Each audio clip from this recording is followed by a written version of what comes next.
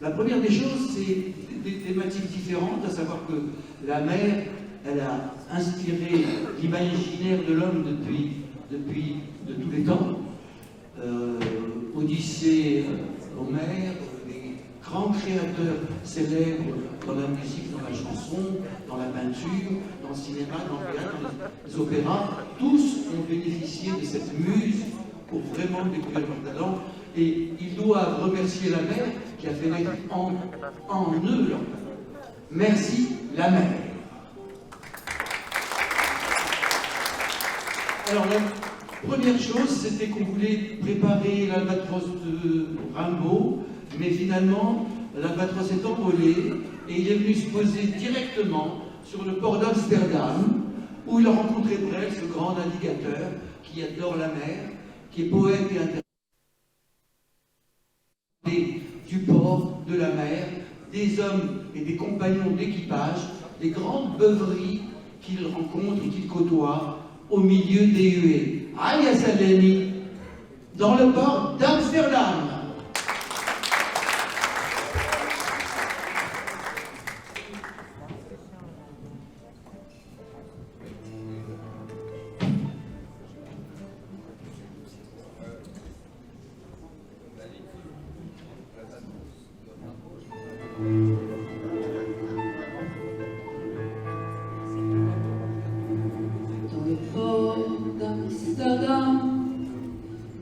Marins qui chantent, des rêves qui les hantent au large d'Amsterdam. Dans le port d'Amsterdam, il y a des marins qui dorment comme des oriflammes le long des berges morts. Dans le port d'Amsterdam, des marins qui meurent, pleins de bière et de drames, aux premières lueurs. Mais dans le port d'Amsterdam, il y a des marins qui naissent dans la chaleur épaisse des langueurs océanes. Dans le port d'Amsterdam, il y a des marins qui mangent sur des nappes trop blanches des poissons ruisselants. Ils vous montrent des dents à croquer la fortune, à décroisser la lune, à bouffer des haubans. Et ça sent la morue jusque dans le cœur des frites que leurs grosses mains invitent à revenir en pluie. Se lèvent en riant dans un bruit de tempête, referment leurs braguettes et sortent en rotant. Dans le port d'Amsterdam, il y a des marins qui dansent en se frottant la panse sur la panse des femmes. Ils tournent et ils dansent comme des soleils crachés dans le son déchiré d'un accordéon rance. Ils se tordent le cou pour mieux s'entendre rire, jusqu'à ce que tout à coup l'accordéon expire. Alors le geste grave, alors le regard fier, ils ramènent leur batave jusqu'en pleine lumière. Dans le port d'Amsterdam, il y a des marins qui boivent, qui reboivent et qui reboivent encore. Ils boivent à la santé des putains d'Amsterdam, d'Hambourg ou d'ailleurs. Enfin, ils boivent aux dames qui leur donnent leur joli corps, qui leur donnent leur vertu pour une pièce en or. Et quand ils ont bien bu, se plantent le nez au ciel, se mouchent dans les étoiles, et ils pissent comme je pleure sur les femmes infidèles. Dans le port d'Amsterdam, dans le port d'Amsterdam.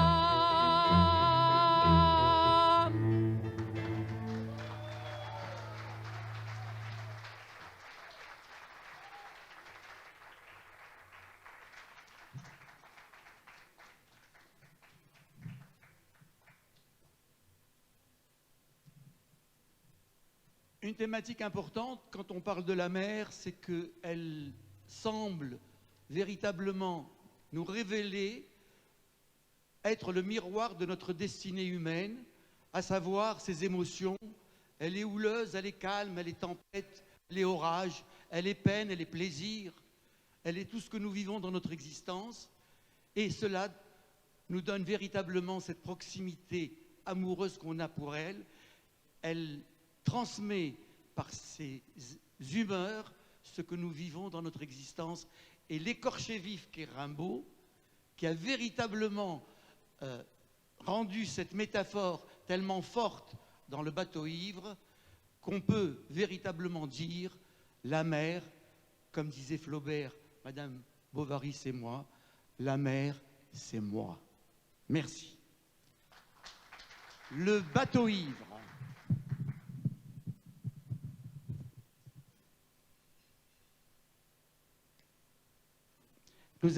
Nous allons être accompagnés d'une charmante grâce qui va donner à ce poème une envolée encore beaucoup plus lyrique. Et vous allez voir que le bateau ivre, c'est également une aventure humaine qui mérite d'être retenue.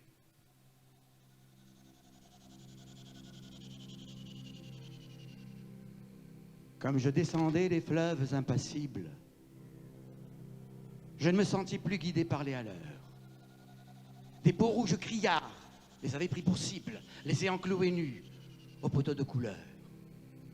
J'étais insoucieux de tous les équipages, porteurs de blé flamand ou de cotons anglais. Quand avec mes haleurs on finit ces tapages, les fleuves m'ont laissé descendre où je voulais. Dans les clapotements furieux des marées, moi, l'autre hiver, plus sourd que les cerveaux d'enfants, je courus, et les péninsules des marées n'ont pas subi tohu-bohu, plus triomphant. La tempête a béni mes éveils maritimes. Plus léger qu'un bouchon, j'ai dansé sur les flots qu'on appelle rouleurs éternels de victimes. 10 nuits, sans regretter l'œil niais des falots. Plus douce qu'aux enfants la chair des pommes sûres, l'eau verte pénétra ma coque de sapin.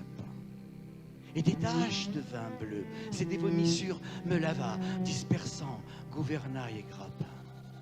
Dès lors, je me suis plongé dans le poème de la mer, infusé d'astres et lactescents, dévorant les azurs verts, où flottaison blême et ravie, un noyer pensif, parfois décent, ou teignant tout à coup les bleuités, délires et rythmes lents sous les rutilements du jour, plus fortes que l'alcool, plus vastes que nos lyres, fermentent les rousseurs amères de l'amour. J'ai rêvé la nuit verte aux neiges éblouies, baiser montant aux yeux des mers avec lenteur, la circulation des sèves inouïes et l'éveil jaune et bleu des phosphores chanteurs.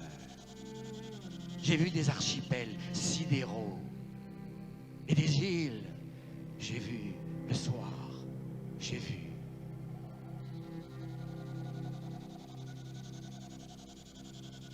Mais vrai, j'ai trop pleuré. Toute lune est atroce et tout soleil amer. L'âcre amour m'a gonflé de torpeurs enivrantes. Oh, que ma qui éclate, oh, que j'aille à la mer. Si je désire une eau d'Europe, c'est la flash noire et froide, où vers le crépuscule embaumé, un enfant accroupi, plein de tristesse lâche, un bateau frêle comme un papillon de mer. Je ne puis plus baigner de vos langueurs aux lames, enlever leur sillage aux porteurs de coton, ni traverser l'orgueil des drapeaux et des flammes, ni nager sous les yeux horribles des pontons.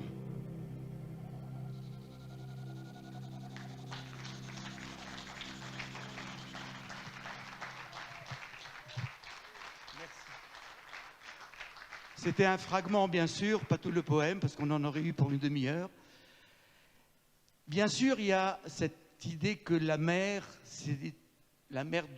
du bateau ivre est une mer qui est agitée, qui est pleine de soleil, qui est pleine d'effervescence. Mais il y a également la mer du Nord, balayée par les vents, et souvent ce calme, cette solitude devient un plat pays. Alia Salemi, le plat pays qui est le mien.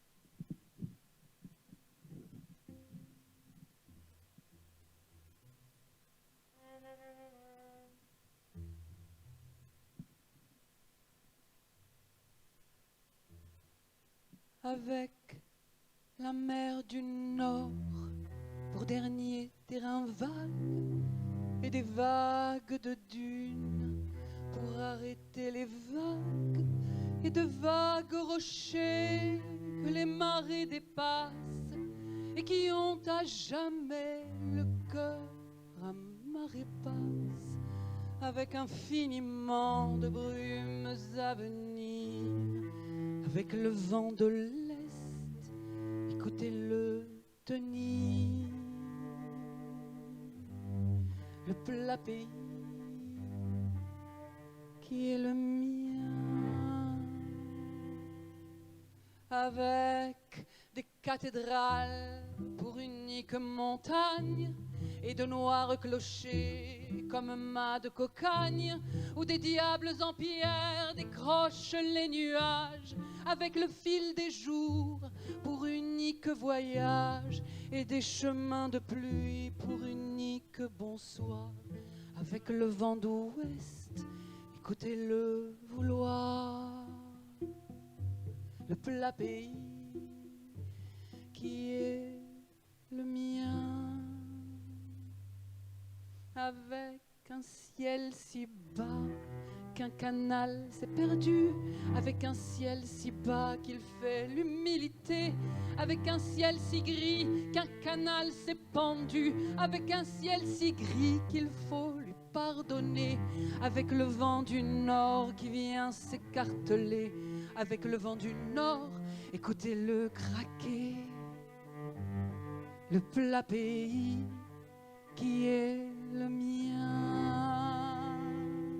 avec de l'Italie qui descendrait l'Escaut, avec Frida la blonde quand elle devient Margot, quand les fils de novembre nous reviennent en mai, quand la plaine est fumante et tremble sous juillet, quand le vent est au rire, quand le vent est au blé, quand le vent est au sud, écoutez-le chanter, le plat pays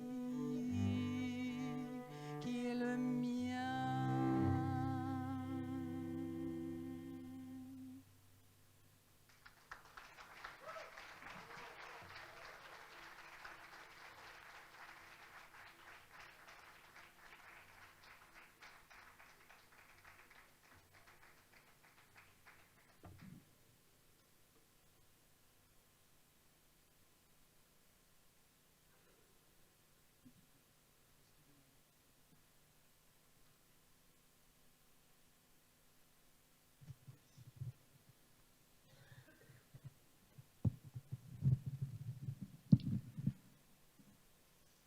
Il y a des poèmes qu'on doit véritablement célébrer pour cette mer qu'on aime.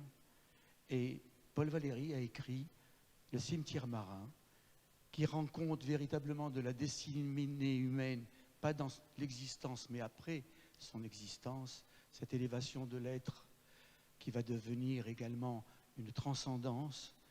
Et comme la mer nous dit encore une fois, les vagues qui meurent s'en vont et reviennent et recommencent. Et peut-être que la destinée humaine que nous menons, elle aussi, va et vient et rencontre peut-être l'éternité. Voici le cimetière marin.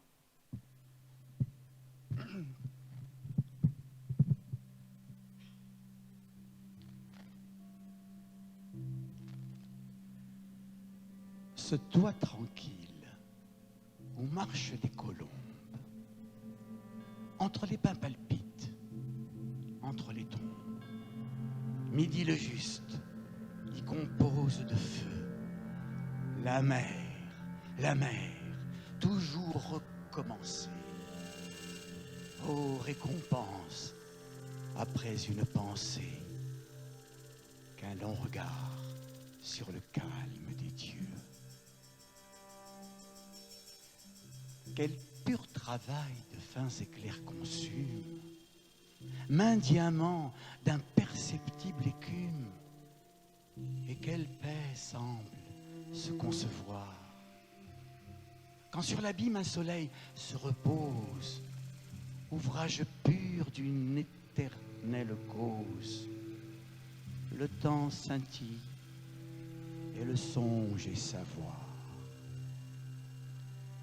Stable trésor, temple simple à Minerve, masse de calme et visible réserve. Ô sourcilleuse, œil qui garde en toi tant de sommeil sous un voile de flamme.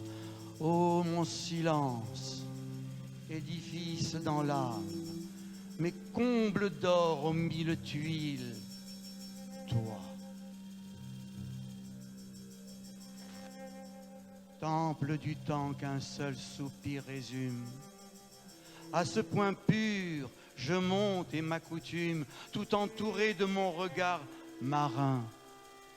Et comme aux dieux une offrande suprême, la scintillation sereine sème sur l'altitude un dédain souverain. Comme le fruit se fond en jouissance, comme en délice, il change son absence dans une bouche où sa forme se meurt. J'hume ici ma future fumée, et le ciel chante à l'âme consumée. Le changement dérive en rumeur. Ô ciel, vrai ciel, regarde-moi qui change. Après tant d'orgueil, après tant d'étranges oisivetés, mais pleine de pouvoir, je m'abandonne à ce brillant espace. Sur les maisons des morts, mon ombre passe, qui m'apprivoise à son frêle mouvoir. L'âme exposée aux torches du solstice, je te soutiens, admirable justice. Je te soutiens, admirable justice. Le vent se lève, il faut tenter de vivre. L'air immense ouvre et referme mon livre. La vague en poudre ose jaillir des rocs. Envolez-vous, page tout ébloui. Rompez vagues, rompez d'eau réjouis. Ce toit tranquille où picoraient des phoques.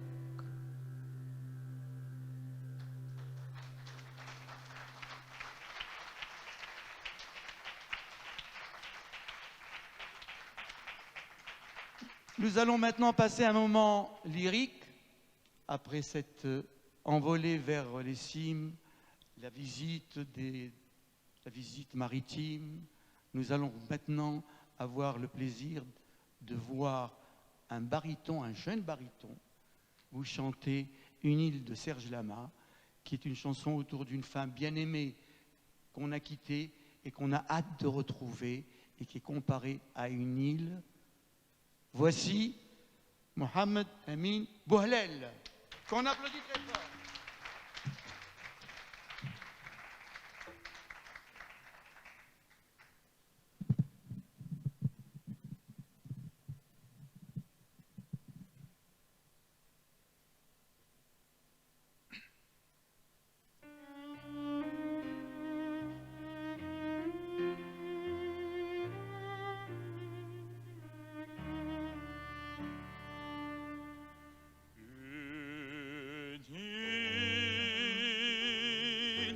Entre ciel et l'eau, une île sans homme ni bateau, un culte un peu comme une insulte sauvage, sans espoir de voyage, une île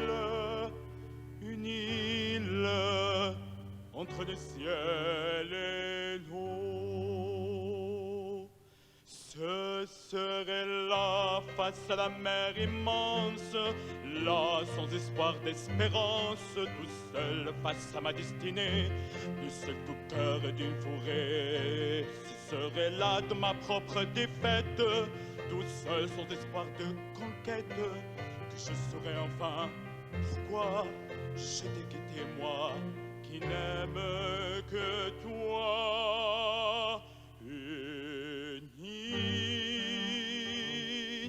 comme une cible d'or, tranquille comme un enfant qui dort, fidèle à en mourir pour elle, cruelle à force d'être belle.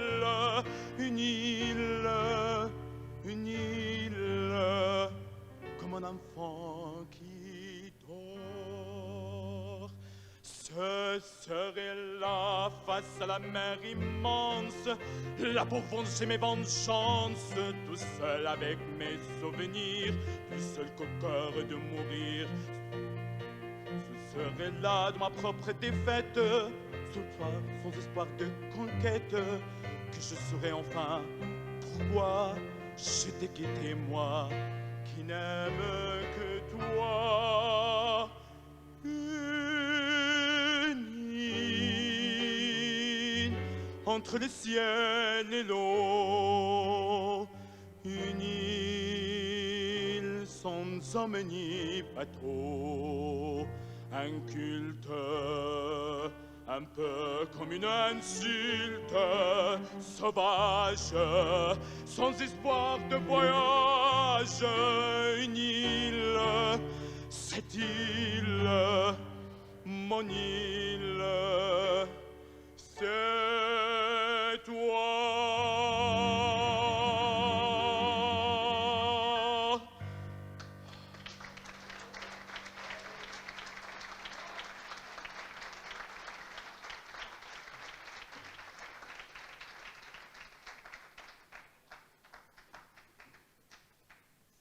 Maintenant, c'est un autre opéra qui est une geisha qui attend sur la mer calmée le retour de son bien-aimé mari qui s'est absenté depuis 3 ans et qu'elle espère retrouver.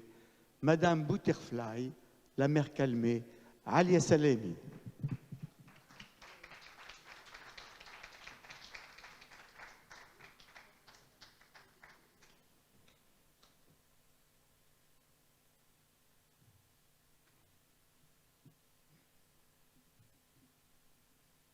Pinkerton.